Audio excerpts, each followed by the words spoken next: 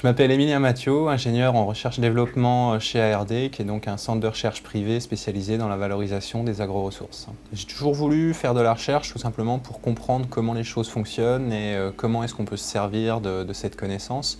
Donc c'est avant tout par curiosité. Mon cursus, donc j'ai commencé par un bac scientifique, ensuite j'ai fait un diplôme universitaire de technologie, donc un DUT en analyse biologique.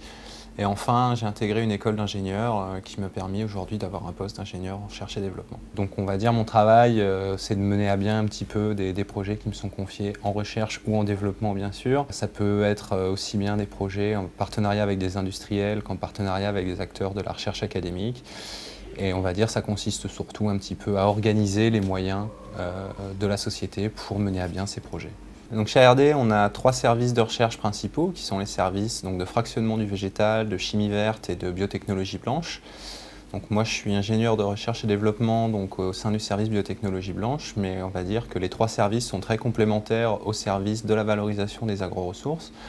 Donc le métier d'ingénieur dans ce cadre-là est un métier qui est à l'interface un petit peu à la fois des techniciens et aussi des autres services, qui permet un petit peu de gérer toutes ces relations entre les différentes thématiques de recherche et les différentes personnes. Le poste d'ingénieur n'est pas spécialement un poste technique, c'est principalement un poste de bureau, on va dire à 90%, c'est un emploi de bureau.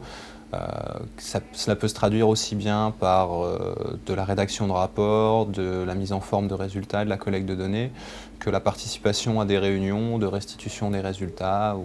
Pour être ingénieur en recherche et développement, je pense qu'il faut avant tout, comme je l'ai déjà dit, être curieux. Et ensuite, il faut avant tout vouloir travailler avec les autres en équipe et surtout être organisé au niveau de la gestion de son travail. S'engager dans la voie de la recherche et développement, c'est avant tout une vraie volonté. Ça ne peut pas être une voie de garage puisque il faut de la curiosité, il faut aussi être très créatif, on va dire. Il faut vraiment de la volonté, avoir envie de s'engager dans une voie de recherche et développement pour intégrer ce genre de poste.